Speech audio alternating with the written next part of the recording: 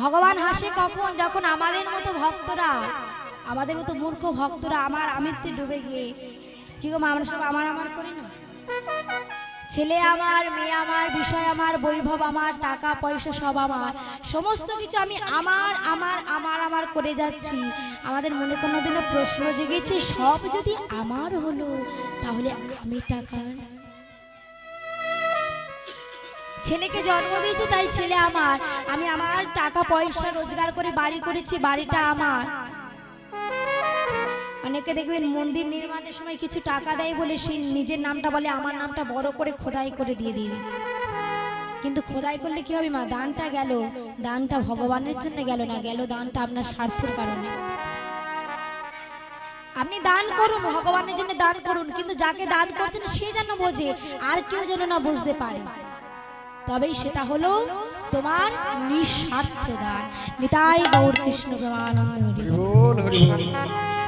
আমাদের মতো ভক্তরা অহংকারের জন্য হয়ে যায় যখন, যার জন্য ভাবে আসলাম। যখন মাতৃগর্ভে ছিলাম সবাই বলেছিলাম, দয়াময় একটাবার আমাকে পৃথিবীর আলো দেখাও, ওই জগতে গিয়ে তোমার নাম করব। কিন্তু তার নামটা আমরা করি না।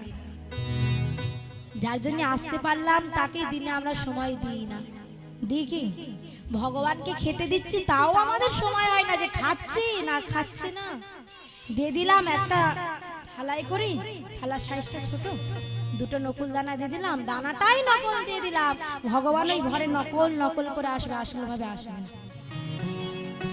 তাহলে আপনারা বলবেন না মৌসুমী আসল দানা কোনটা? এই দোকানে যে ভালো ভালো মিষ্টিগুলো বিক্রি হচ্ছে না, আসল দানা মানে তোমার মনের ভক্তি প্রেম রস। যদি নয়ন জলে তুমি একটা তুলসী পত্র নিয়ে ভগবানকে দাও, যদি বলো দয়াময় দেওয়ার মতো তো কিছু দাও না, দেওয়ার মতো কিছুই দাও না, এই জীবনটা দিয়েছো, এই জীবনে এই হাত বাহু দিয়ে তোমার নাম করব, এই চরণ দিয়ে যেখানে নাম সংকীর্তন হবে সেখানে ছুটে যাব, এই বদন দিয়ে নাম করব, এই চোখের জল যে কোনো ব্যক্তির জন্য নয়, এই চোখের জল তোমার জন্য আমি ফেলবো, গাছে তুলসী পত্র তোমায় সেবা দেবো, নিজের জীবন যৌবন মন প্রাণ সমর্পণ তোমার চরণে করব। ভগবানও দেখবেন সেই দিন তোমার মতো ভক্তের জন্য কাঁদবে। হৃদয় গৌর কৃষ্ণ।